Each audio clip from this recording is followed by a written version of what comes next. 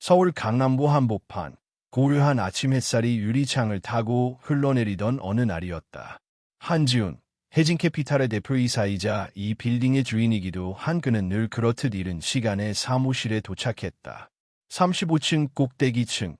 도시 전경이 한눈에 내려다 보이는 그의 집무실은 외부 세계와는 철저히 분리된 고요한 성.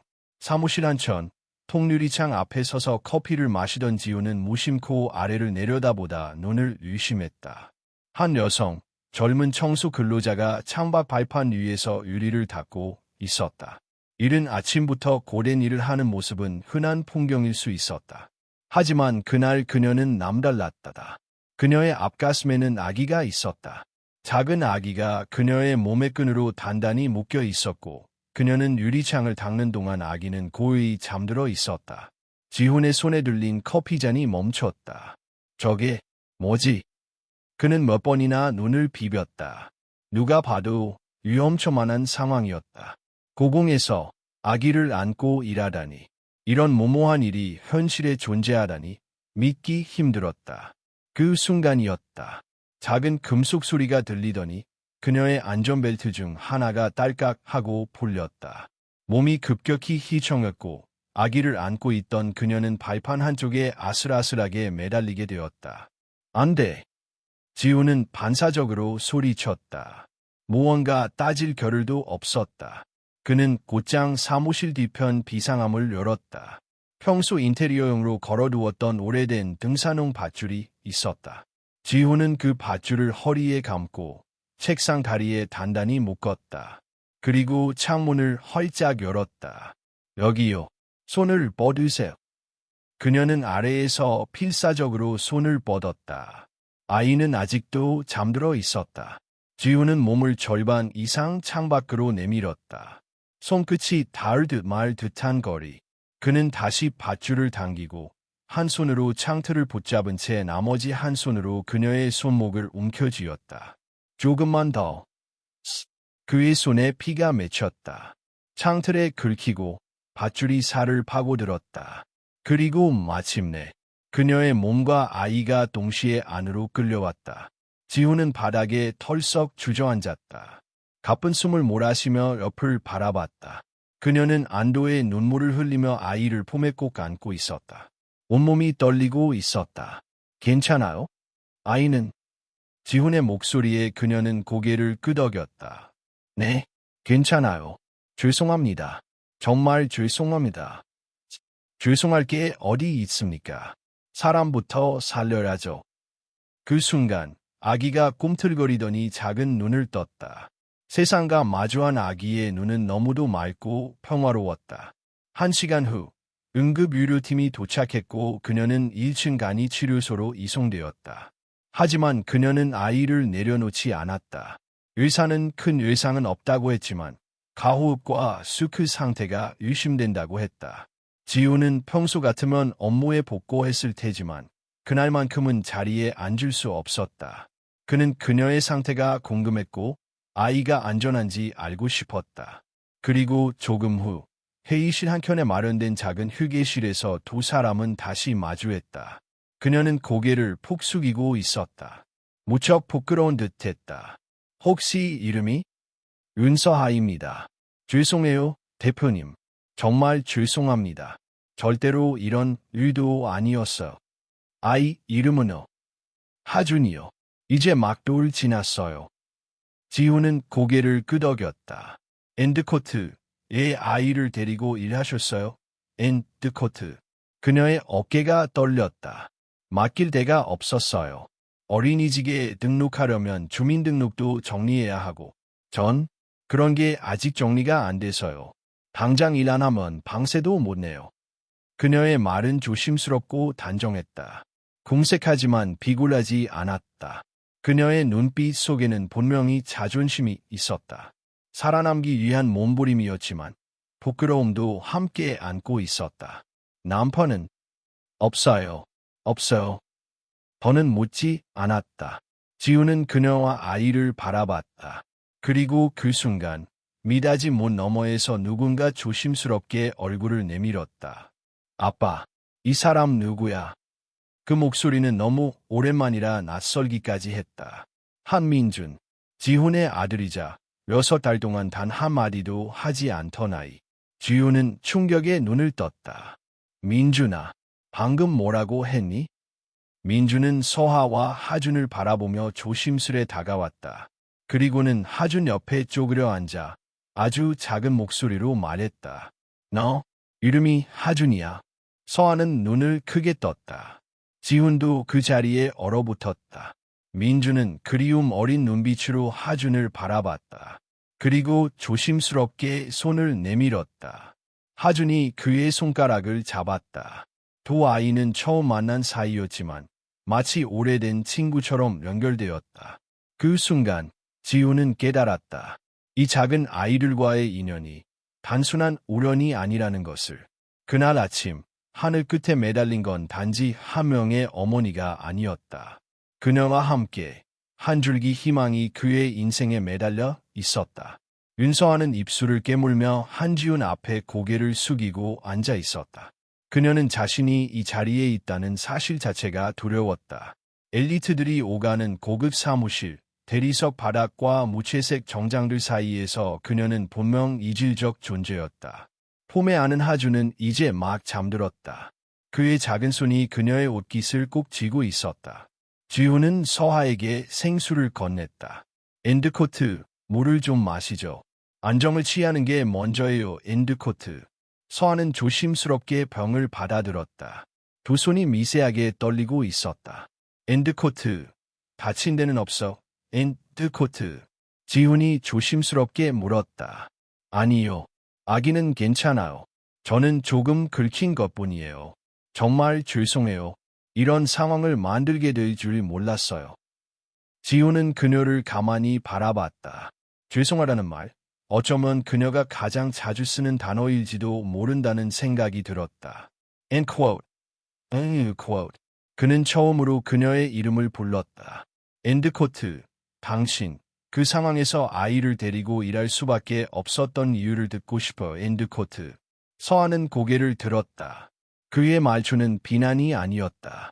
진심 어린 궁금함, 어쩌면 연민이 섞인 어조였다. 하준이를 맡길 데가 없어요. 보육시설은 대기자도 많고 등록도 복잡해서요. 주민등록도 정리 안 됐고 신용불량이라 보증도 어렵고. 남편은, 아니, 하준이 아버지는요. 서하는 순간 고개를 돌렸다. 그 사람은 저를 책임질 생각이 없었어요. 연락도 끊겼고 지금은 어디서 사는지도 몰라요. 그녀의 목소리는 담담했지만 눈동자 깊은 곳에 쓰러질 듯한 피로와 체념이 서려 있었다. 지훈은 더 이상 묻지 않았다. 지금은 어디서 지내요? 가났고 쭉 고시원에 있어요. 방이 아주 작아서 아이랑 같이 눕기도 어려워요. 그래도 전기세 밀린다고 나가라는 말 안 들으니까 감사하죠. 지훈은 조용히 고개를 끄덕였다. 그의 머릿속에는 여러 생각이 오갔다. 이 여자가 거짓말을 하고 있다는 느낌은 들지 않았다. 오히려 그녀는 이 모든 상황에도 불구하고 무너지지 않으려는 단단한 의지를 지닌 사람처럼 보였다. 그때 민준이 다시 회의실 문을 열고 들어왔다. 서하는 놀라며 자리에서 일어섰다. 괜찮아요, 지훈이 말했다. 네가 일부러 온 거예요. 민준은 천천히 다가오더니 서하 옆에 앉아있는 하준을 바라봤다. 아직도 자요. 서하는 조용히 웃었다. 네, 낮잠 시간이에요. 고려할 때 자는 걸 좋아해요. 민준은 의자에 앉아 다리를 흔들며 하준을 바라보다가 작게 말했다. 이름 뭐라고 했죠? 하준이요.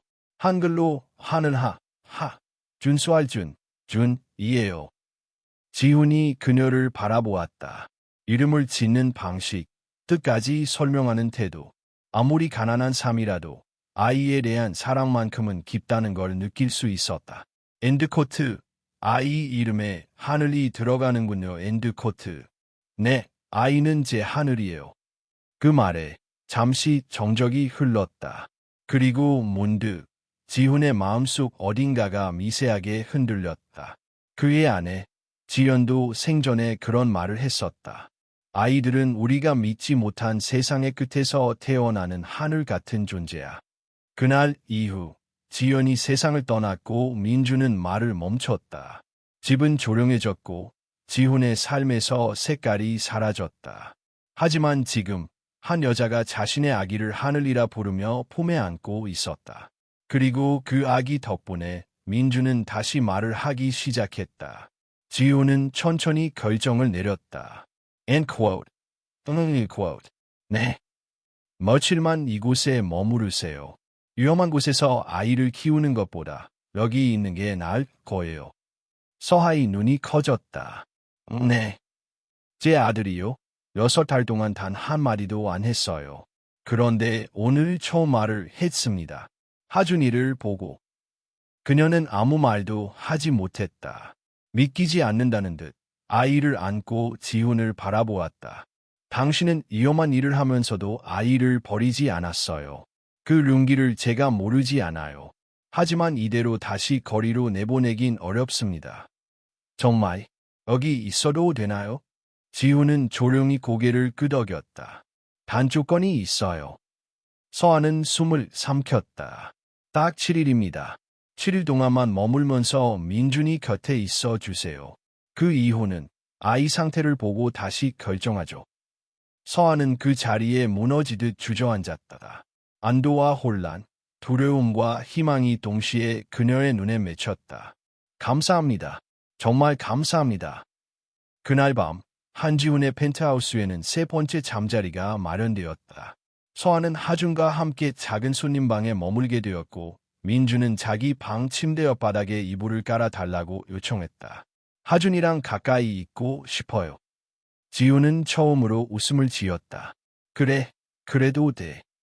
잠시 후 서하이 방에서 조용한 자장가 소리가 흘러나왔다.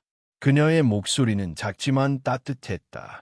지훈은 멀리서 그 소리를 들으며 창밖을 바라보았다.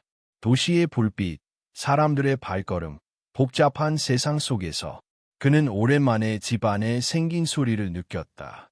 그리고 그 소리가 자신이 그동안 얼마나 고요함에 익숙해져 있었는지를 깨닫게 했다. 그 고요함이 사실은 고립이었다는 것도.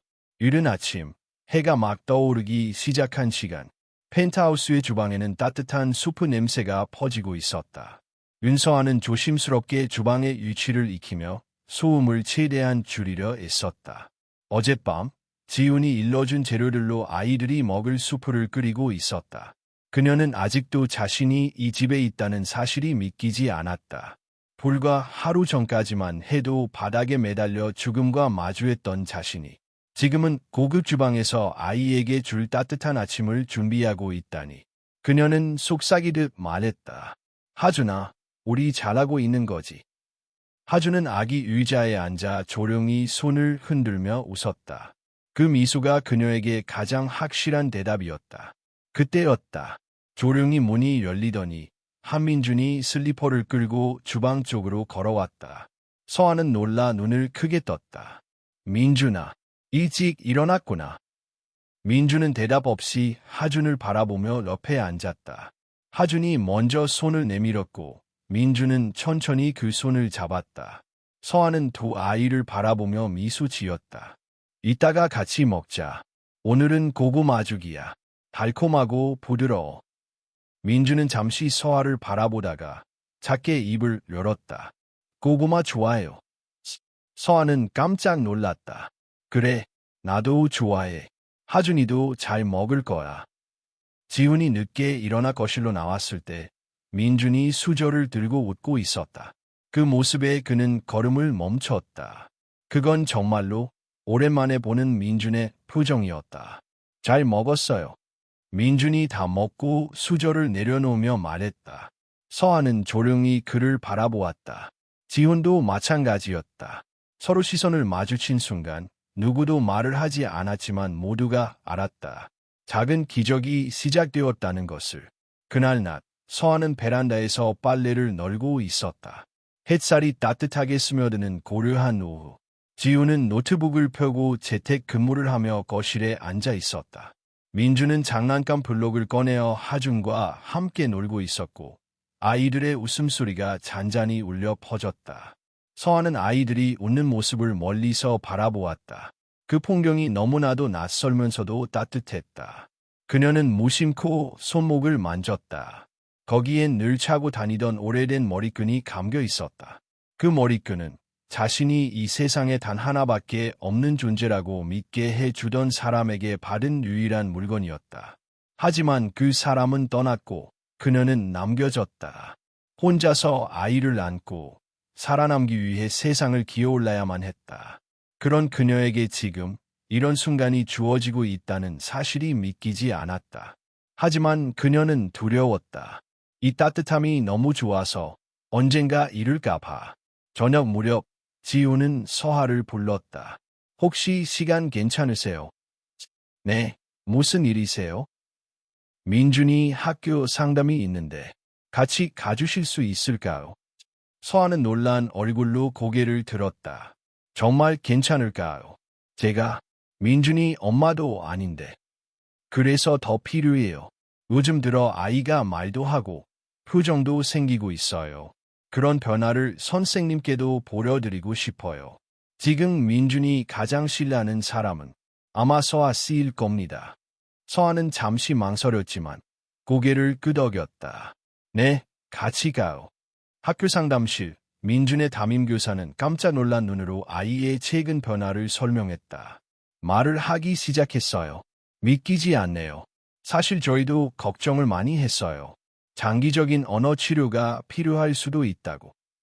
지우는 조용히 고개를 끄덕였다. 아이 곁에 좋은 영향이 생긴 덕분입니다. 서아는 민망한 듯 고개를 숙였다. 하지만 민주는 그녀의 옷깃을 잡고 작게 말했다. 엄마처럼 따뜻해요. 그 말을 들은 지훈의 눈빛이 미묘하게 흔들렸다.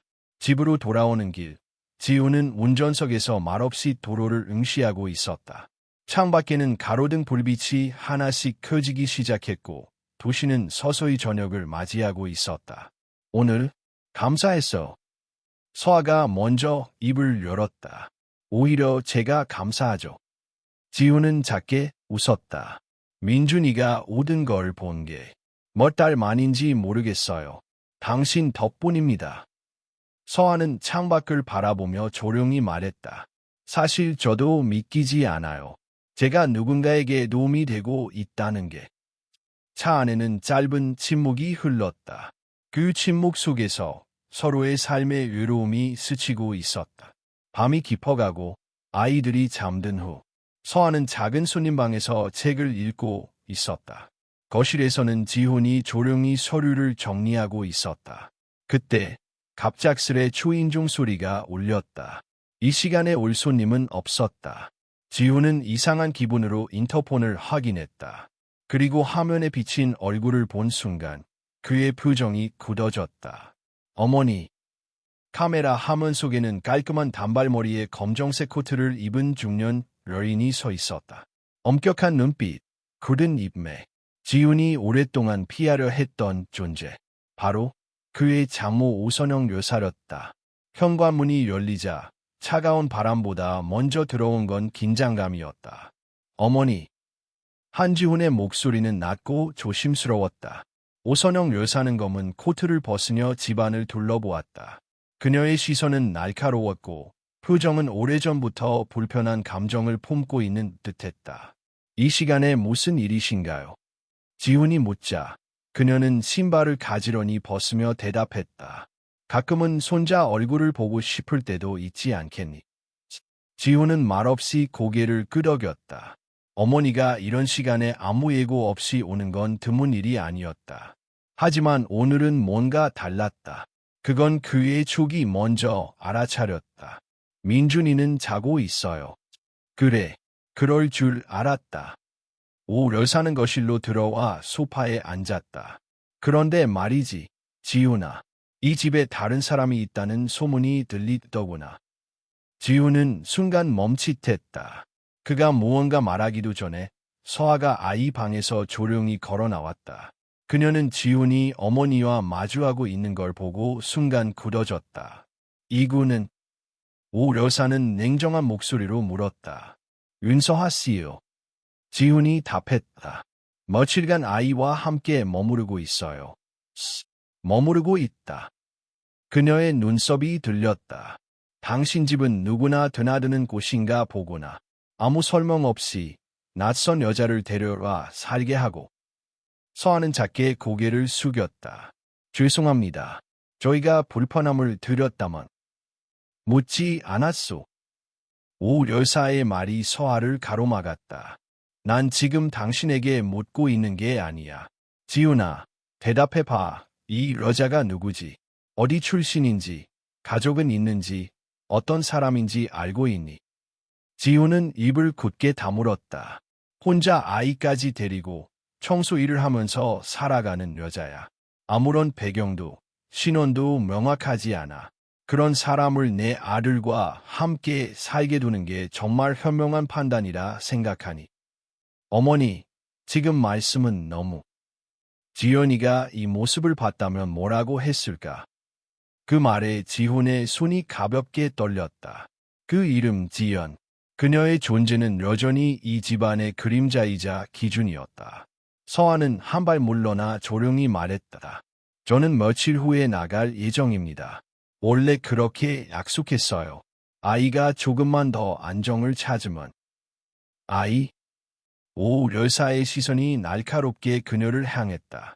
그 아이는 누구 자식이지? 당신은 미혼모인가? 서하는 그 자리에서 고개를 들지 못했다. 그 순간 문이 열리며 민준이 나타났다. 할머니. 그의 목소리는 조심스러웠다.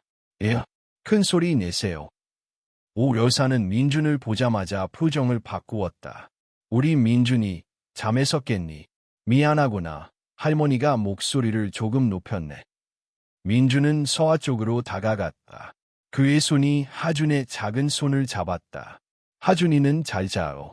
오늘 밤에도 꿈에서 같이 놀 거예요. 오 여사의 눈빛이 다시 날카로워졌다. 같이 꿈을 꾼다고. 지훈은 침착하게 말했다. 두 아이는 서로에게 안정감을 주고 있습니다. 심리상담사도 긍정적인 반응을 보였고, 그래서 함께 지내는 거예요. 오 여사는 소파에서 일어났다. 당장 아이 방을 살펴보겠다. 그녀는 허락도 없이 방 쪽으로 걸어갔다. 지훈이 막으려 했지만 늦었다. 아이 방 옆 작은 손님방. 그곳은 지금 서하와 하준이 머무는 공간이었다. 오 여사는 방을 둘러보다가 작은 캐리어 가방 위에 놓인 사진 한 장을 집어들었다. 그녀의 얼굴이 단단하게 굳었다. 사진 속에는 학생 시절의 서하가 있었다. 고급스러운 교복을 입고 두 명의 중년 부부와 함께 웃고 있었다. 뒷배경은 분명히 해외 명문 고등학교의 건물이었다. 이건... 서하는 놀라서 달려왔다. 그건 제 거예요. 그냥 추억으로 가지고 있는 사진이에요. 이게 단순한 추억 사진으로 보이나? 오 여사는 서하를 정면으로 바라보았다. 해외 명문고 출신의 이런 배경의 아이가 어떻게 서울고시원에서 살아? 이름도 숨기고, 과거도 숨기고, 정체가 뭔가? 그녀는 서랍을 열었다. 거기서 작고 낡은 보석 상자가 나왔다. 그 상자 속에는 눈에 익숙한 목걸이가 들어 있었다. 은빛 체인에 푸른 사파이어가 박힌 펜던트. 지연이 결혼 전에 애지중지하던 그것이었다. 지훈은 그걸 보자 그대로 얼어붙었다. 그 목걸이. 서하는 급히 손을 내밀었다. 그건 제가 훔친 게 아니에요. 정말이요. 오 여사는 입술을 굳게 다물며 말했다. 이제 이해가 되는군. 당신은 단순한 청소 노동자가 아니었어. 신분을 숨긴 여자가 내 손자 곁에, 내 사이 곁에 있었다는 말이지. 지훈은 침묵 속에서 한 발 앞으로 나섰다. 서하 씨. 서하는 떨리는 눈으로 그를 바라보았다. 당신, 설명해 줘야겠어요. 지금 이 상황을. 그녀는 말없이 고개를 끄덕였다. 그리고 조용히 말했다. 제가 가진 이름, 제가 가진 과거. 이 집에서 더 이상 숨길 수 없다는 걸 알아요. 그렇지만 부디 제 이야기를 끝까지 들어주세요. 정적이 감도는 방안. 모두의 시선이 윤서아의 손에 있는 목걸이에 집중되어 있었다. 그녀는 손끝에 닿은 은빛 펜던트를 바라보며 깊은 숨을 들이켰다. 그 안에는 오래전의 기억들이 잠들어 있었다. 지훈이 입을 열었다. 그 목걸이, 지연이 거예요. 결혼 전부터 늘 하고 다녔어요. 사고가 있던 날 이후 사라졌어요. 서아는 떨리는 목소리로 조용히 말했다. 알고 있어요. 이 목걸이가 그분의 것이었다는 걸. 오선영 여사는 목소리를 낮췄지만 냉기만은 가시지 않았다. 그럼 어디서 손에 넣은 거지? 말해봐. 서아는 조용히 눈을 감았다. 그리고 아주 천천히 이야기하기 시작했다. 3년 전, 저는 강지연 씨를 만났어요. 그분은 제가 위기에 처했을 때 도와준 유일한 사람이었어요. 지훈의 눈이 커졌다. 지연이를 만났다고? 네, 제가 집에서 쫓겨나고 임신한 몸으로 거리를 떠돌던 시절이었어요. 비를 피해 들어간 공원 정자에서 강지연 씨가 우연히 저를 발견했어요. 처음 보는 사람이었지만 그분은 저에게 따뜻한 커피와 우산을 주셨어요. 서하의 목소리는 그날을 되새기듯 떨렸다. 그날 이후 그분은 몇 번이나 저를 찾아왔어요. 따뜻한 밥을 사주고 병원 검진도 도와줬어요. 그때 이 목걸이를 주셨어요. 돈은 없지만 이건 내게 가장 소중한 거라고. 반드시 아이를 지키라고. 지우는 숨을 삼켰다. 그는 아내 지연이 이 세상을 떠나기 전 몇 달 동안 외출이 잦아졌던 것을 떠올렸다. 어디에 다녀오는지 묻지 않으면 말하지 않았고 말해도 금방 다녀올게라는 대답뿐이었다. 서아가 말을 이었다.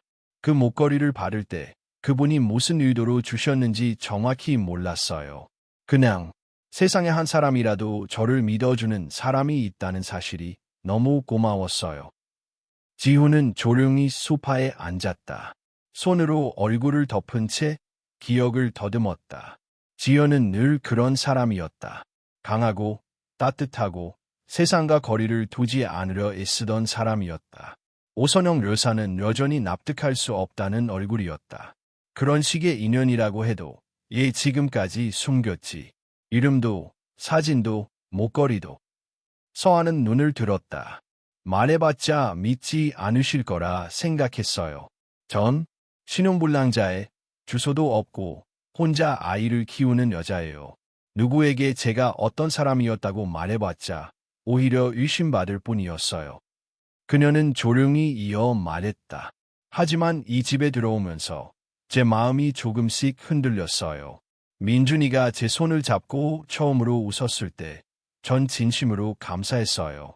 제가 아무것도 해준 게 없는데도 아이는 저를 받아줬어요.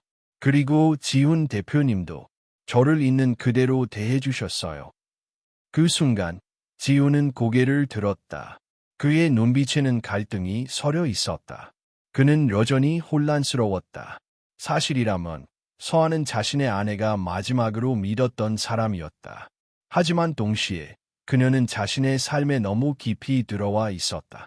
예상하지 못했던 방식으로 지훈이 조용히 말했다. 그러면 당신은 대체 누구예요?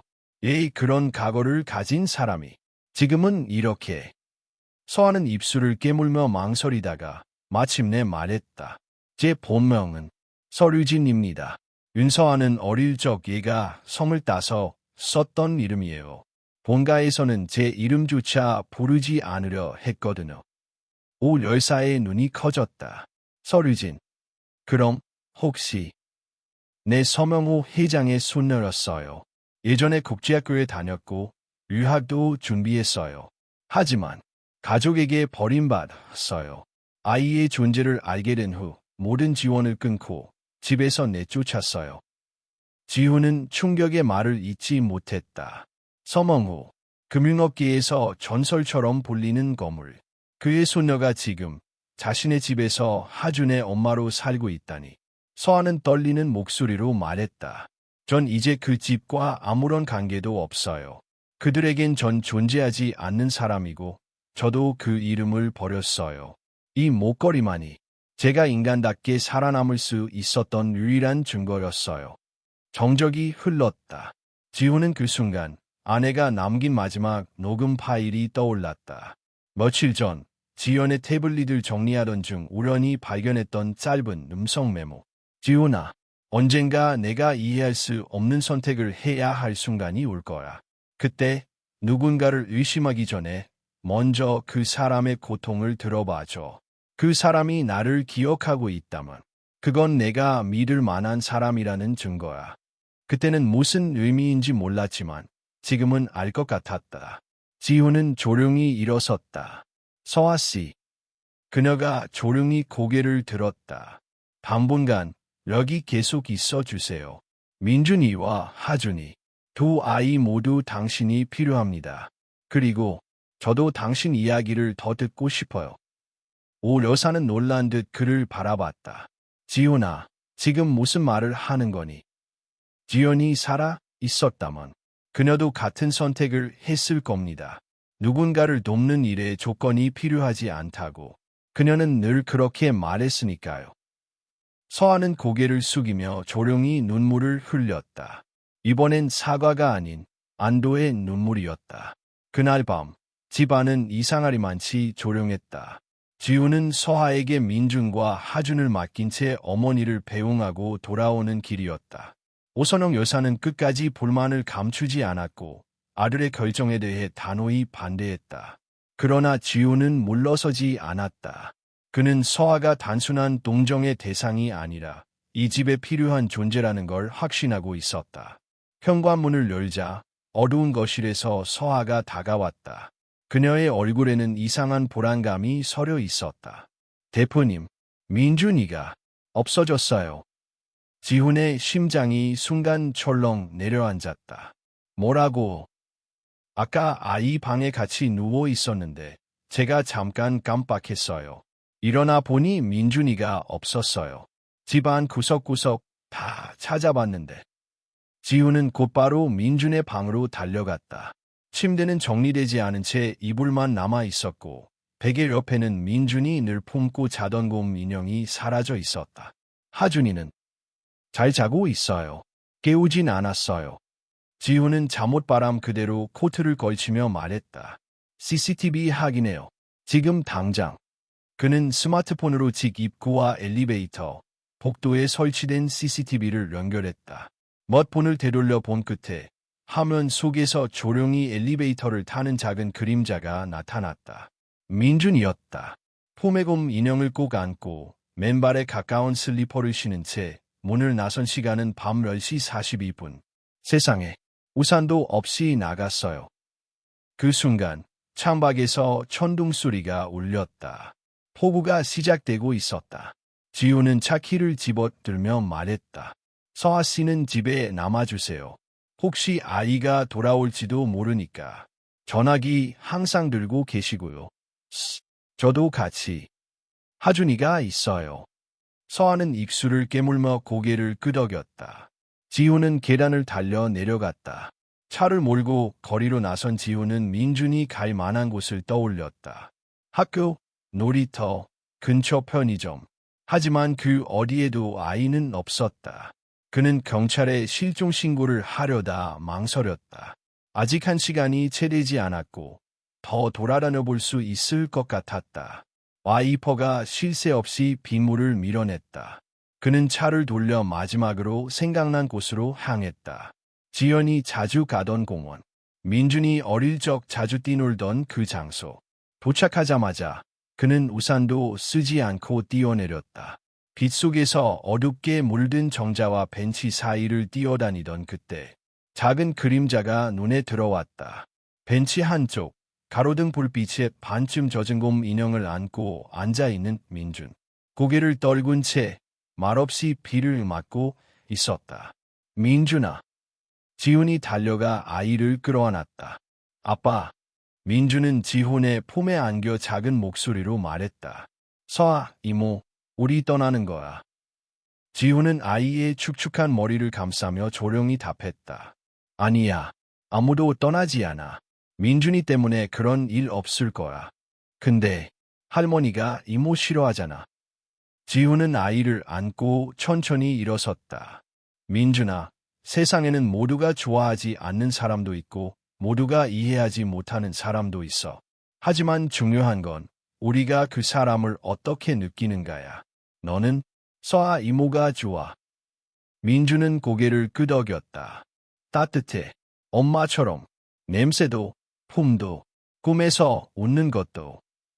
지훈은 그 말을 듣고 아무 말도 하지 못했다. 가슴 한켠이 미세하게 울컥했다. 그동안 아이가 얼마나 그리움 속에서 조용히 살아왔는지 그는 지금에서야 깨달았다. 집으로 돌아온 건 자정을 넘긴 시각이었다. 현관문을 열자마자 서아가 달려왔다. 민준아. 그녀는 젖은 아이를 얼른 안았다. 민준은 아무 말 없이 서아 품에 얼굴을 묻었다. 다친 데는 없어요. 지우는 고개를 저었다. 정신적으로 조금 충격을 받았을 거예요. 오늘은 옆에서 꼭 지켜봐 주세요. 서아는 고개를 끄덕이며 민준을 안고 방으로 들어갔다. 그녀의 손이 미세하게 떨리고 있었다. 지우는 거실에 혼자 남아 소파에 앉았다. 창밖에서는 여전히 비가 내리고 있었다. 그는 고이 눈을 감았다. 지연이 떠난 후 민준은 말을 잃었다. 그리고 자신은 감정을 잃었다. 그러나 지금 민준은 말을 다시 시작했고 자신은 마음을 다시 열고 있었다. 그 중심에 서아가 있었다. 그날 새벽 지호는 아내의 태블릿에서 마지막으로 남긴 메모 하나를 다시 들었다. 지호나, 사람은 누구를 잃고 나서라 진짜 소중한 걸 깨닫는다고 하지. 근데 나는 떠나기 전에 알았어. 누군가를 진심으로 사랑하는 법을. 그리고 그 사람이 또 누군가를 구할 수 있다는 믿음을. 그는 화면을 덮고 조용히 속삭였다. 당신이 믿었던 사람, 나도 믿어보려고 해. 다음 날 아침, 비는 멈췄지만 집안의 공기는 여전히 조용하고 무거웠다. 민주는 서아 곁에서 잠들어 있었고 하준도 곤히 자고 있었다. 지우는 커피를 내리며 깊은 생각에 잠겨 있었다. 머릿속에는 어젯밤 민준의 말이 맴돌고 있었다. 따뜻해. 엄마처럼. 그 말은 단순한 아이의 표현이 아니었다. 그건 어떤 상처의 회복이었고 닫혀있던 마음의 문이 조금씩 열리고 있다는 신호였다. 그때였다. 서아가 조용히 부엌으로 들어왔다. 눈에 피로가 서려 있었지만 얼굴에는 어제와 다른 결심이 담겨 있었다. 대표님, 오늘 시간 좀 괜찮으세요? 지우는 고개를 들었다. 네, 하실 말씀이 있나요? 네, 이제 말씀드려야 할 것 같아요. 하준이 아버지에 대해서요. 지우는 손에 들고 있던 컵을 내려놓았다. 그 이름은 그동안 그녀가 단 한 번도 꺼내지 않았던 단어였다. 그리고 동시에 그가 가장 조심스럽게 생각해온 부분이기도 했다. 거실에 마주 앉은 두 사람. 창밖에서는 햇빛이 서서히 퍼지고 있었지만 그들의 표정은 그림자처럼 무거웠다. 서아가 천천히 입을 열었다. 그 사람을 처음 만난 건 제가 대학교 1학년 때였어요. 동아리 모임에서 우연히 알게 됐고 당시엔 굉장히 똑똑하고 다정했어요. 말도 잘 통하고 무엇보다 제가 누구인지 몰랐어요. 누구인지 몰랐다니요. 서명호 회장의 소녀라는 거요. 그땐 제 신분을 숨기고 있었거든요. 평범한 친구처럼 지내고 싶어서. 지우는 조용히 고개를 끄덕였다. 그 사람은 서울대 로스쿨을 준비하던 수재였어요. 가난했지만 자존심이 강했고 성공에 대한 열망이 컸어요. 그러다 제가 그의 아이를 가졌다는 사실을 알리자 처음엔 아무 말도 하지 않았어요. 그저 멍하니 듣기만 했죠. 그리고 다음 날 사라졌어요. 지우는 한 손을 입에 올리며 숨을 고르고 있었다. 전화번호도 주소도 다 바꿨어요. 학교도 그만뒀고 그 후로 단 한 번도 연락이 안 됐어요. 그 사람 이름만 떠올려도 지금도 숨이 막혀요. 그 사람 이름은 서아는 잠시 눈을 감았다. 그리고 마침내 입을 열었다. 최로륜이에요. 지훈의 눈이 커졌다. 최로륜. 그 이름은 낯설지 않았다. 그는 몇 달 전 본사와의 법적 자문 계약을 검토하면서 로펌 명단에서 그 이름을 본 기억이 있었다. 혹시 지금 최로륜 변호사 도린 로펌의 대표. 서한은 고개를 천천히 끄덕였다. 맞아요. 요즘 뉴스에도 자주 나오는 대형 로펌의 대표. 그 사람이 하준이 아버지예요. 순간 지훈은 묘한 전율을 느꼈다. 그 이름은 단순한 과거가 아니었다. 현재와 맞닿아 있었고 미래를 바꿀 수도 있는 존재였다. 지금도 그 사람은 하준이의 존재를 모른다는 건가요? 모르고 있어요. 아니, 어쩌면 알고도 외면하고 있는 걸지도 모르죠. 제가 그 사람 가족에게 연락하려 했던 적도 있었어요. 근데 그 집에서 들은 말은 이거였어요. 그런 일 다시 말하지 마라. 도륜이는 그런 여자 모른다. 지우는 서서히 두 주먹을 움켜쥐었다. 그런 무책임한 인간이 지금 사회 정의를 논하는 변호사라니. 하준이는 그런 사람의 자식이 아닙니다. 서하의 말에는 단호함이 있었다. 전 그 사람의 도움이 없이도 아이를 키울 수 있다고 믿었어요. 그래서 여태껏 누구에게도 말하지 않았고 신분을 숨기고 살았어요. 지우는 조용히 고개를 끄덕였다. 그러나 그의 눈빛은 차분하지 않았다. 어딘가 깊은 곳에서부터 화가 서서히 올라오고 있었다. 그가 말했다. 그 사람, 제가 만나겠습니다. 서한은 깜짝 놀라 고개를 저었다. 아니에요. 그런 일에 휘말리고 싶지 않아요. 대표님까지. 서아씨, 이건 단순한 감정의 문제가 아니에요. 하준이는 자신의 출생을 왜곡된 채로 자랄 아이가 아닙니다. 그 진실은 언젠가 드러나야 해요. 지금이 아니면 나중에 더 아플 수 있어요. 서한은 입술을 깎게 물었다. 하지만 혹시라도 민준이에게 상처가 된다면. 지우는 고개를 저었다. 전제 아들을 누구보다 사랑합니다. 그리고 그 사랑은 정의를 외면하는 게 아니라 진실을 바로잡는 데서 시작된다고 믿어요. 조용한 정적이 흘렀다. 서한은 고개를 숙인 채 한참을 움직이지 않았다. 그리고 마침내 아주 조용히 말했다. 오만하세요. 대신 하준이에겐 아직 말하지 말아주세요. 그 아이는 아직 준비가 안 됐어요. 지우는 조용히 고개를 끄덕였다. 그날 밤 지우는 책상 앞에 앉아 있었다. 그는 최루른의 명함을 서랍 깊숙이서 꺼냈다. 몇 달 전 정리해둔 계약 자료 더미 속에 있었던 그 카드. 이제 다시 꺼낼 이유가 생겼다. 그는 휴대폰을 들어 조용히 통화를 시작했다. 비서실이죠. 도린 로펌의 미팅 요청 넣어주세요. 한지훈입니다. 제가 직접 만나고 싶은 분이 있습니다. 서울 강남 중심부, 유리로 둘러싸인 32층의 고층 빌딩. 도린 로펌의 본사였다. 회의실 이름은 콘크리트룸. 말 그대로 어떤 감정도 스며들지 않는 차가운 공기 속에서 오직 논리와 증거만이 살아남는 공간이었다. 한지호는 그곳 한가운데 앉아 있었다. 맞은편에는 완벽하게 다려진 슈트를 입고 여유로운 미소를 띤 남자, 최루른이 자리하고 있었다. 대표님을 이렇게 사석에서 뵙게 될 줄은 몰랐습니다. 솔직히 좀 놀랐네요.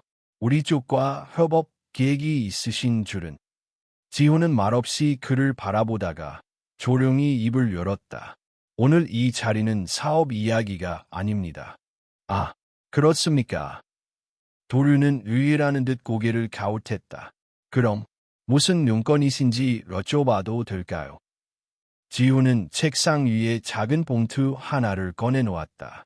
이 안에 아이 사진이 있습니다. 5살 남자아이. 이름은 하준. 도륜의 손이 잠시 멈췄다. 그는 봉투를 바라보다가 천천히 열었다.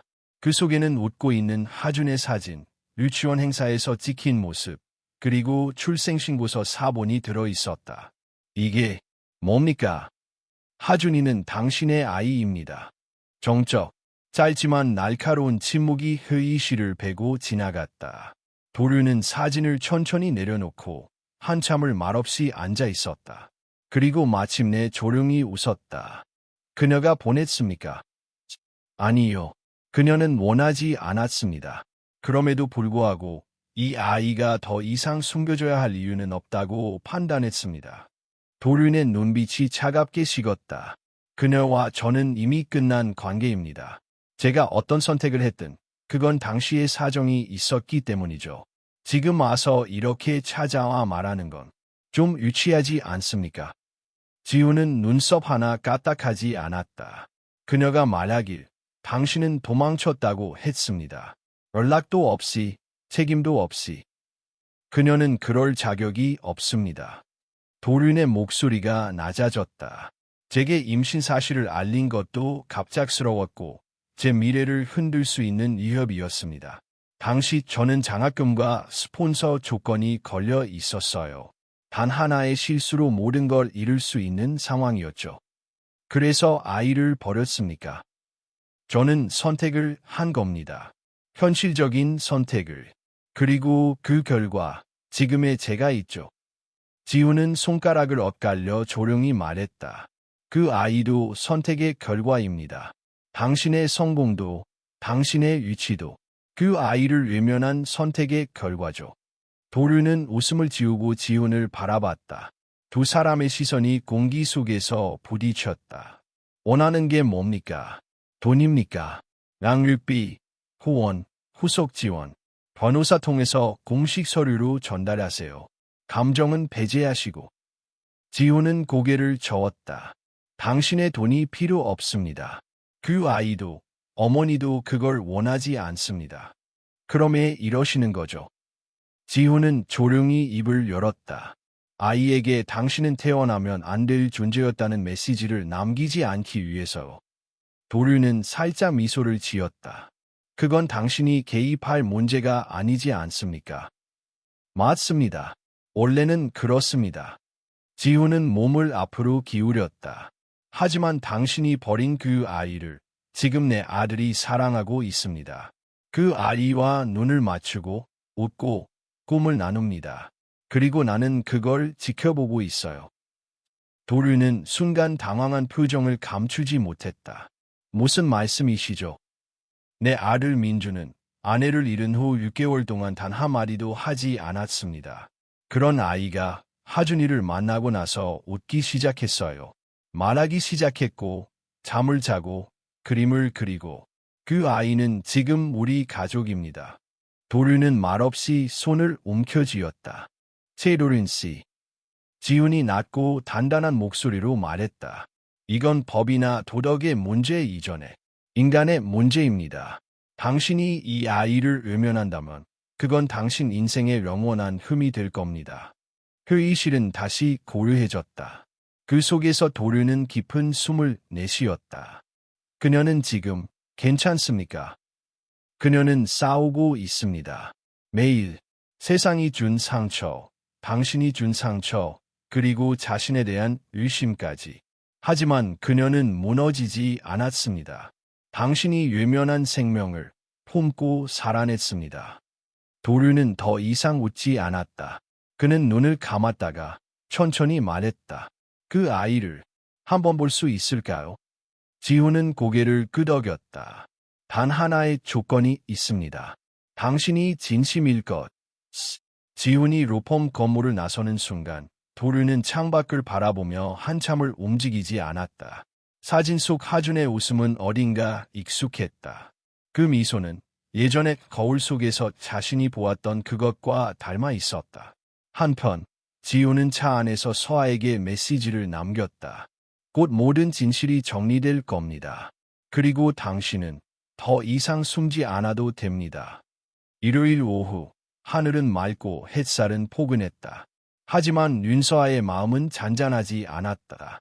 그녀는 거실 창가에 앉아 하준과 블록을 쌓고 있었다. 아이의 손놀림은 여느 때처럼 밝았지만 그녀는 내심 긴장하고 있었다. 지훈이 보내온 메시지 이후 그녀는 이미 모든 준비를 마쳤다. 하준아. 서아가 조심스럽게 말을 건넸다. 오늘 엄마랑 같이 새로운 사람을 만나볼까? 하준은 눈을 동그랗게 뜨며 고개를 갸웃거렸다. 누구야? 엄마의 오래된 친구야. 아주 오랜만에 만나는 사람이야. 하준은 잠시 생각하다가 작게 고개를 끄덕였다. 좋아. 근데 무섭진 않아. 서아는 아이를 바라보며 미소 지었다. 무서울 이유는 없어. 하준이가 옆에 있으면 엄마는 안 무서워. 오후 4시, 지훈이 집으로 돌아왔다. 그와 함께 들어온 남자는 정갈한 정장 차림에 낯선 긴장감을 숨기고 있었다. 최도룡. 그는 현관 앞에서 신발을 벗는 순간 거실에서 놀고 있던 하준과 눈이 마주쳤다. 아이의 눈은 순수했다. 호기심 가득한 눈동자에는 두려움도 경계도 없었다. 다만 그 시선은 이상하리만치 오래 도륜을 바라보았다. 안녕하세요. 서아가 조용히 말했다. 이쪽은 도륜씨 엄마 친구라. 하준아, 인사할래. 하준은 조금 망설이다가 다가가서 고개를 숙였다. 안녕하세요. 도륜은 어색하게 아이를 내려다보았다. 아이의 눈빛은 자신을 곧 뚫어보는 듯했다. 그는 순간적으로 숨이 막히는 기분을 느꼈다. 안녕, 하준아. 그는 어색하게 미소를 지었다. 글록, 좋아하니? 하준은 고개를 끄덕였다. 응, 민준이 형이랑 자주 놀아. 그렇구나. 지훈은 조용히 둘을 지켜보고 있었다. 서아는 숨을 죽이며 하준의 반응을 살폈다. 그러나 아이는 놀라울 정도로 침착했고 도륜을 이상하리만치 편하게 받아들이는 것 같았다. 앉으시죠. 지훈이 권하자 네 사람은 테이블에 마주 앉았다. 차가 한 잔씩 놓이고 대화는 조심스럽게 시작됐다. 하준아. 서아가 부드럽게 물었다. 혹시 오늘 어떤 꿈 꿨는지 기억나? 하준은 눈을 반짝이며 말했다. 응, 파란 바다에 갔어. 근데 엄마가 없었어. 나 혼자였어. 서아는 놀라 고개를 들었다. 그래서 무서웠어. 아니, 근데 누가 뒤에서 손을 잡아줬어. 따뜻한 손이었어. 그 말에 도류는 눈을 내리깔았다. 그는 입을 열지 못했다. 그저 조용히 아이를 바라보고 있을 뿐이었다. 지우는 그 침묵 속에서 말했다. 하준이는 특별한 아이입니다. 감정에 민감하고 사람을 있는 그대로 받아들이는 능력이 있어요. 지금도 자신이 마주한 사람과 연결되는 걸 느끼고 있을 겁니다. 도류는 작게 고개를 끄덕였다. 그런 것 같습니다. 하준은 갑자기 도륜에게 다가와 물었다. 삼촌, 나 본 적 있어. 도륜은 놀라 아이를 바라봤다. 그 질문은 단순한 호기심이 아니었다. 어쩌면 아이의 영혼 깊은 곳에서 피어오른 감지였을지도 모른다. 그는 잠시 침묵하다가 조용히 말했다. 아니, 오늘이 처음이야. 근데 얘 나랑 똑같은 눈을 가졌어. 모두의 시간은 멈춘 듯했다. 서아와 지훈, 그리고 도륜 모두 말없이 하준을 바라봤다. 도륜은 마침내 고개를 들었다. 그래서 삼촌이 너를 만나러 온 거야. 하준이가 어떤 아이인지, 어떤 눈을 가졌는지 내 눈으로 보고 싶었거든. 하준은 고개를 가웃하다가 도륜의 무릎 위에 놓인 손에 손을 얹었다. 따뜻하네. 그 순간 도륜의 눈가가 흔들렸다. 그는 고개를 돌렸지만 이미 감정은 차오르고 있었다. 잠시 후 도륜은 조용히 자리에서 일어났다. 오늘 주셔서 감사합니다. 서아가 말했다. 내가 고마워야 할 사람은 나야. 그는 조용히 대답했다. 아이를 이렇게 키워줘서 살아있게 해줘서 고맙습니다. 그는 지훈을 향해 고개를 숙였다. 그리고 감사합니다. 진실을 보여주셔서. 지훈은 고개를 끄덕였다. 이제 결정은 당신 몫입니다. 도륜이 떠난 뒤 하준은 서아에게 물었다. 엄마, 저 사람은 누구야? 서아는 아이를 안으며 말했다. 엄마의 옛 친구야. 그리고 하준이의 특별한 인연이야. 하준은 작게 웃으며 말했다. 꿈에서 본 손이랑 같았어. 그날 밤 도륜은 자신의 책상에 앉아 있었다.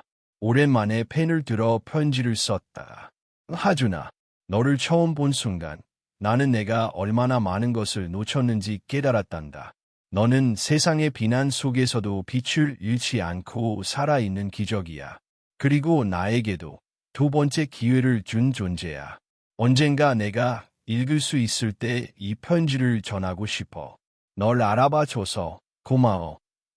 겨울의 끝자락. 아직은 찬바람이 불었지만 햇살만큼은 어느 봄날보다 따뜻했다. 지우는 민준의 작은 손을 잡고 초등학교 입학식에 참석하고 있었다. 아이의 얼굴엔 긴장과 설렘이 뒤섞여 있었고 지훈의 손은 어느 때보다 든든하게 아이를 감싸고 있었다. 옆에는 서아와 하준이 나란히 서 있었다. 하준은 형을 보며 손을 흔들었고 민준은 씩 웃으며 답했다. 그 모습은 말이 필요 없는 가족의 풍경이었다. 이제 정말 형이네. 하준이 말했다. 응, 너도 곧 따라올 거야. 민준이 대답했다. 입학식이 끝난 후 네 사람은 근처 공원 벤치에 앉았다. 아이들은 잔디밭에서 뛰어놀고 지훈과 서아는 따뜻한 커피를 마시며 조용히 아이들을 바라봤다. 시간이 참 빠르네요. 서아가 조용히 말했다. 그렇죠. 지훈이 고개를 끄덕였다. 처음 만났을 때 우린 서로 아무것도 몰랐는데 지금은 서로가 없으면 안 될 사람처럼 됐네요. 서아는 커피잔을 내려놓으며 물었다. 후회 안 하세요? 지훈은 그녀를 바라보며 잠시 말이 없었다. 그러다 미소를 지으며 말했다. 후회했다면 오늘 같은 날은 없었을 거예요. 그날 저녁, 집에는 조용한 따뜻함이 감돌았다. 민주는 입학 기념으로 받은 작은 선물을 열어보며 들뜬 목소리로 하루를 설명했고 하준은 형을 따라 그림을 그렸다. 그리고 식탁 위엔 네 사람의 밥그릇이 가지런히 놓여 있었다. 그중 하나는 특별한 의미를 담고 있었다. 바로 도륜이 보낸 아이 전용 식기 세트였다. 하준의 이름이 새겨진 작은 접시와 컵. 아무 말 없이 배달되어 온 그것은 말 대신 전한 책임의 표시였다. 서아는 조용히 상자를 열어 아이에게 보여줬다. 이건 도륜 삼촌이 보낸 거야. 하준은 새 식기를 보며 말했다. 예쁘다. 근데 삼촌은 얘 자주 하나? 서아는 아이의 눈을 바라보며 대답했다. 삼촌은 먼 곳에서 하준이를 응원하고 있어. 지금은 멀리 있지만 내가 필요할 땐 언제든 올 수 있는 사람이야. 하준은 고개를 끄덕였다. 그럼 괜찮아. 며칠 후 서아는 정식으로 청소 일을 정리했다. 지우는 그녀에게 회사 내 작은 디자인 업무를 맡겼고 서아는 오랜만에 자신의 이름으로 무언가를 다시 시작할 수 있게 됐다. 그녀의 명함엔 이렇게 쓰여 있었다. 서아 브랜드 콘텐츠 디자이너. 그녀는 사무실 문 앞에서 명함을 바라보며 오래도록 서 있었다. 그리고 천천히 입가에 웃음을 지었다. 이제 진짜 시작이구나. 지훈은 어느 날 지연의 무덤을 찾았다. 조용한 산자락에 있는 묘비 앞에서 그는 오랜 시간 말없이 서 있었다. 그는 한 송이 꽃을 놓고 조용히 속삭였다. 내가 믿었던 사람을 나도 믿어봤어. 그리고 지금 우리 모두가 조금씩 나아지고 있어. 그는 고개를 들었다. 내가 남긴 흔적은 사라지지 않았고 내가 남긴 마음은 누군가를 살렸어. 봄방학이 시작된 어느 날 민준과 하준은 함께 작은 텐트를 거실에 치고 캠핑놀이를 하고 있었다. 오늘은 우리가 우주 탐사대. 민준이 소리쳤다. 하준이는 별을 찾을 거야. 하준이 뒤따랐다. 서아와 지우는 그 모습을 보며 웃음을 터뜨렸다. 이렇게 시끄러운 집은 처음이에요. 서아가 말했다. 하지만 이렇게 시끄러운 집이 제일 따뜻해요. 지훈이 답했다. 밤이 깊어가고 아이들이 잠들자 두 사람은 창가에 앉았다. 밖에는 봄비가 조용히 내리고 있었다. 서아씨. 지훈이 조용히 말을 꺼냈다. 앞으로 어떤 일이 있어도 우리 함께 걸을 수 있을까요? 서아는 고개를 돌려 그를 바라보았다. 이미 함께 걷고 있잖아요. 그 말에 지훈은 조용히 그녀의 손을 잡았다. 그날 밤 네 사람은 같은 지붕 아래에서 같은 숨을 쉬며 잠들었다. 서로 다른 과거를 가진 사람들이 같은 내일을 바라보며 그 내일은 완벽하지 않을지 몰라도 그들이 선택한 용기와 사랑이 만들어낸 내일이었다. 그리고 그렇게 우리의 내일이 시작되었다.